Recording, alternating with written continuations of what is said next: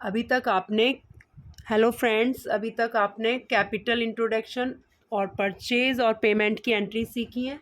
इसमें आपका बार बार एंट्रीज़ की प्रैक्टिस करना ही आपको महारत दिला सकता है। जैसा कि कल आपको बताया था कि आज हम सेल और रिसीट की एंट्रीज़ को सीखेंगे।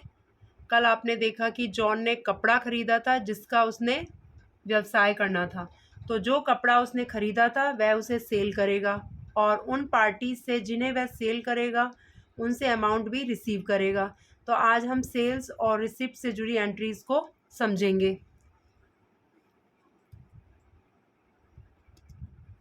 जॉन ने 5,000 रुपये का कपड़ा कैश में बेचा।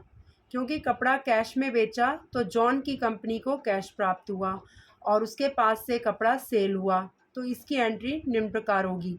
कैश अकाउंट डेबिट 5,000 रुपये, सेल्स अकाउंट या क्लॉथ अकाउंट क्रेडिट 5,000 रुपये। यहाँ नोट करने लायक यह बात है कि यह कैश सेल है, इसलिए इसमें सीधे कैश प्राप्त हुआ है। जॉन की कंपनी ने 7,000 रुपये का कपड़ा रामदेव एंड कंपनी को बेचा।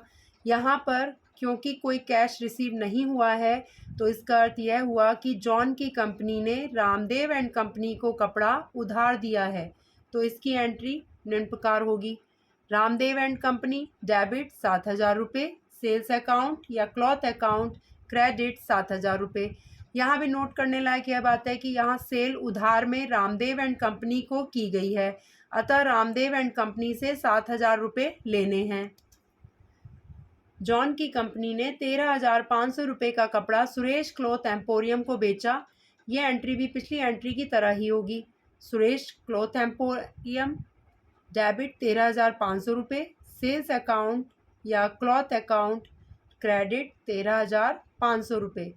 यहाँ नोट करने लायक बात यह है कि इस एंट्री में भी पिछली एंट्री की तरह कोई रकम प्राप्त नहीं हुई है, अतः सुरेश क्लॉथ एम्पोरियम पर जॉन की कंपनी का 13,500 रुपया उधार है।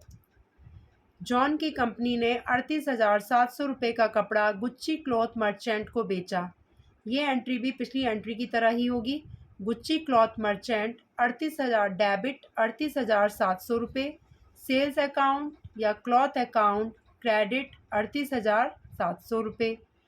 यहाँ नोट करने लायक यह बात है कि इस एंट्री में भी पिछली एंट्री की तरह कोई रकम प्राप्त नहीं हुई है, अतः गुच्ची क्लॉथ मर्चेंट पर जॉन की कंपनी का 38,700 रुपया उधार है।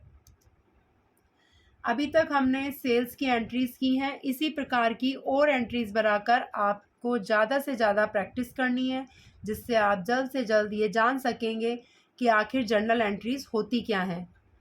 अब हम रिसीट्स की एंट्रीज़ पर प्रैक्टिस करेंगे, क्योंकि जिनको हमने उधार कपड़ा बेचा है उनसे कैश या बैंक में अमाउंट भी तो रिसीव करना है। जिस प्रकार से सभी आपको रिसीट्स की एंट्रीज़ बताई जाएंगी उनकी आपको अधिक से अधिक प्रैक्टिस करनी है, ताकि आपको जल्द से अधिक सीखने को मिल सके, क्योंकि अकाउंट्स में गलती सीधे नुकसान की तरफ ले जाती है। हमने रामदेव एंड कंपनी को जो 7,000 रुपये का कपड़ा बेचा था उसने हमें 7,000 रुपये का नकद अर्थात कैश दिए। तो अब जॉन की कंपनी में इसकी एंट्रीज इस प्रकार से होगी। कैश अकाउंट डेबिट 7,000 रुपये, रामदेव एंड कंपनी क्रेडिट 7,000 रुपये। यहाँ भी नोट करने लायक एक बात है कि यहाँ जॉन की कंपनी ने रामदेव एंड कंपनी को जो 7,000 रुपये का कपड़ा दिया था उसका जॉन की कंपनी को कैश रिसीव हो गया। हमने सुरेश क्लॉथ एम्पोरियम को जो 13,500 रुपये का कपड़ा बेचा था उसने हमें 13,500 रुपये चेक द्वारा जॉन की कंपनी को दिए। तो अब जॉन की कंपनी में इसकी एंट्रीज इस प्रकार से होगी। State bank of India debit 13,500 रुपये, सुरेश क्लॉथ एम्पोरियम क्रेडिट 13,500 रुपये। यहाँ जानने लायक एक बात है कि यहाँ जॉन की कंपनी ने सुरेश क्लॉथ एम्पोरियम को जो 13,500 रुपये का कपड़ा दिया था उसका जॉन की कंपनी को बैंक में अमाउंट रिसीव हो गया।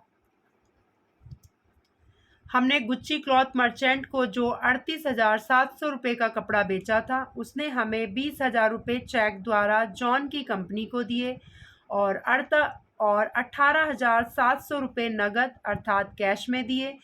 तो अब जॉन की कंपनी में इसकी 2 अलग अलग एंट्रीज करनी पड़ेंगी, जो कि निम्न प्रकार से हैं। State bank of India debit 20,000 रुपये, गुच्ची क्लॉथ मर्चेंट क्रेडिट 20,000 रुपये, कैश अकाउंट डेबिट 18,700 रुपये, गुच्ची क्लॉथ मर्चेंट क्रेडिट 18,700 रुपये।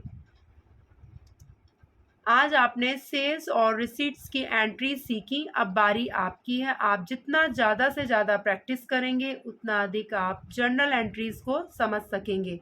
अगर आपका किसी भी प्रकार का कोई प्रश्न है तो आप उसे कमेंट में पूछ सकते हैं, या यहाँ पर आपके हर प्रश्न का उत्तर अवश्य दिया जाएगा। Thank you.